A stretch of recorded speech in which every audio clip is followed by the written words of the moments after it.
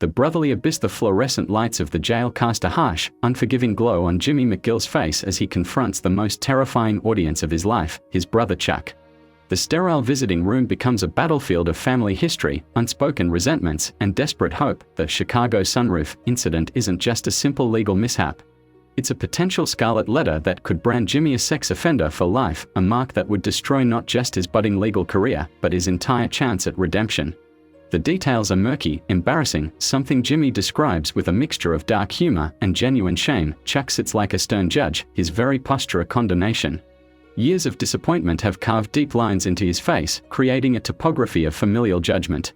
Jimmy's plea is a complex symphony, part comedy, part tragedy, part genuine vulnerability. "I know I'm a lousy brother," he admits, his voice cracking. "I'm a big screw-up." But beneath the self-deprecation lies a raw, almost desperate desire to prove himself. Jimmy reveals the intricate layers of his psyche, a man who has always lived in the margins, now desperately seeking a path to legitimacy. Every joke is a shield, every admission a calculated move to break through Chuck's emotional armor. Chuck's response is measured, conditional. "Do not make a fool out of me," he warns, offering salvation with one hand and the threat of complete rejection with the other. It's a moment that encapsulates their entire relationship, love twisted through disappointment, hope strangled by expectation. The money trail and midnight whispers. Craig Kettleman is no ordinary embezzler.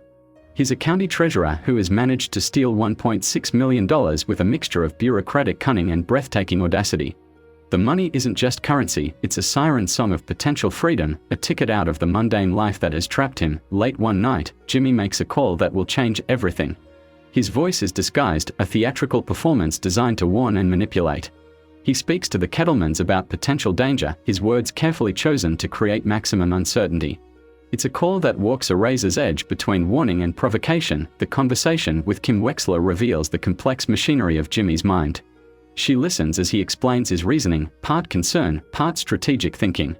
Jimmy sees the world not as a series of black and white moral choices, but as an intricate chessboard where every move can be justified. His theory begins to take shape. What if the Kettlemans aren't victims, but architects of their own disappearance?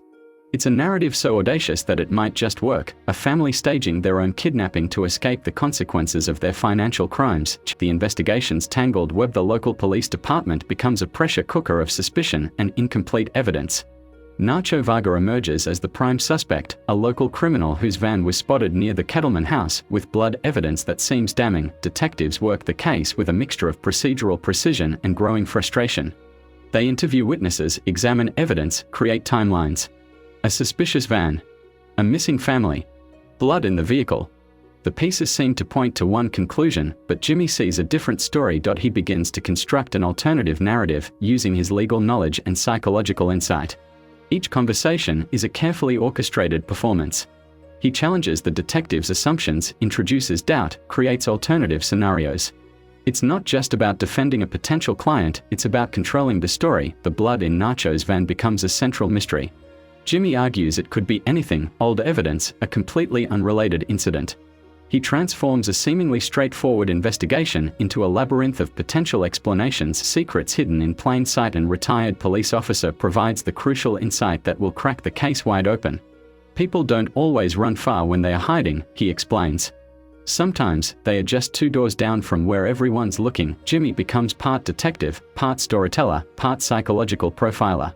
He begins to map out the Kettleman's potential hiding strategy, understanding the psychology of people under extreme pressure.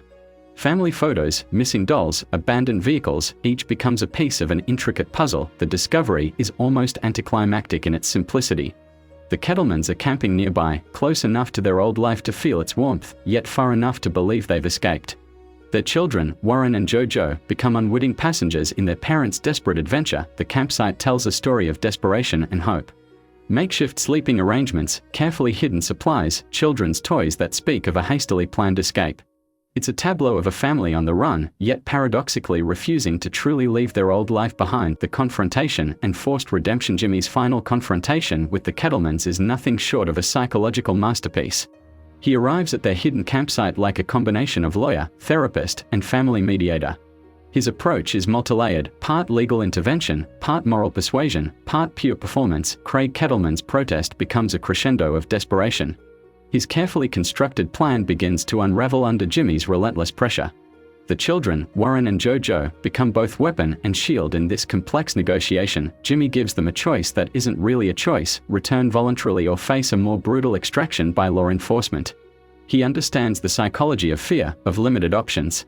Each word is carefully chosen, each gesture calculated to maximize impact. As they prepare to return to civilization, it becomes clear that Jimmy has done more than solve a case. He has rewritten a story that was spiraling out of control, bending reality to his will. The larger narrative: this is more than a story about a lawyer and a missing family. It's a profound exploration of survival, of the stories we tell ourselves to escape our circumstances. Jimmy McGill doesn't just practice law, he practices the art of narrative manipulation, turning potential disasters into opportunities. In a world that's often cold and unforgiving, he's a storyteller who refuses to accept the script that's been written for him.